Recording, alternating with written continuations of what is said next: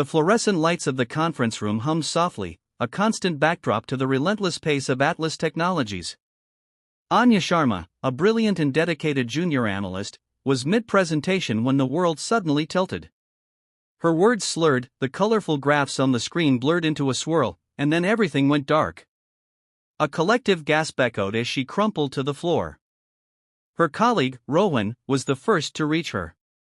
"Anya! Someone call an ambulance!" Chaos ensued, but it was the CEO, Vikram Thakur, who took charge with a calm that masked a sudden, sharp fear. "Clear the room. Give her space." His voice, usually commanding boardrooms, held an unfamiliar tremor. He knelt beside her, his expensive suit forgotten on the polished floor, his fingers checking for a pulse. It was there, strong but rapid. The look he gave her unconscious form was not just that of a boss concerned for an employee, it was layered, intense, and deeply personal.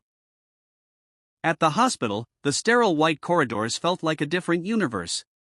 Anya, now conscious but pale and confused, was undergoing tests. Rohan and a few colleagues waited anxiously. Vikram stood apart, his posture rigid, staring at nothing. When Dr. Mehra finally emerged, her expression was unreadable. "Ms. Sharma is stable," the doctor began, addressing the small group. "She's severely dehydrated and suffering from extreme exhaustion. However, that's not the primary cause of her fainting." She paused, choosing her words carefully. "Anya is approximately 8 weeks pregnant.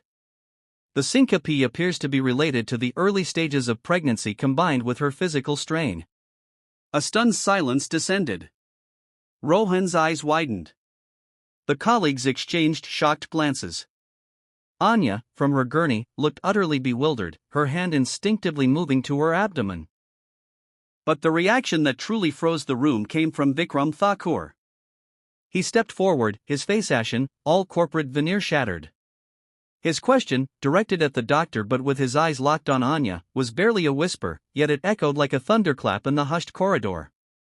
"Is it my child?" Time seemed to stop. Anya's breath hitched, her eyes flooding with a storm of betrayal, anger, and pain. Rohan's jaw dropped. The colleagues shrank back, wishing they could disappear. The doctor's professional composure cracked for a second, her eyebrows shooting up in surprise. "Mr. Thakur, that is entirely inappropriate. My patient's personal medical details are confidential." Vikram seemed not to hear her. He took a step toward Anya's gurney, his hand reaching out before falling limply to his side. "Anya, please." Tears finally spilled over Anya's lashes, but they were not tears of weakness. They were of fury. "How dare you," she hissed, her voice trembling with emotion. "How dare you ask that? Here? Now?" The unspoken history between them hung heavy in the air, a secret, intense 6-month affair that had ended abruptly 2 months ago, a decision Anya had made to preserve her sanity and self-respect. Vikram, divorced and 15 years her senior, had promised discretion but never commitment. She had walked away, heartbroken but determined to rebuild her professional life. "I had to know," Vikram pleaded, ignoring their audience. "When I saw you fall, I knew. You knew nothing." Anya shot back, pushing herself up on her elbows. "You forfeited the right to know anything about my life when you chose the company and your reputation over us. This," she gestured weakly at herself, "is none of your business." But it was, and everyone in that hallway knew it. The question had been asked, and it could never be unasked. In the days that followed, Atlas Technologies became a pressure cooker of whispers. The story morphed with each retelling.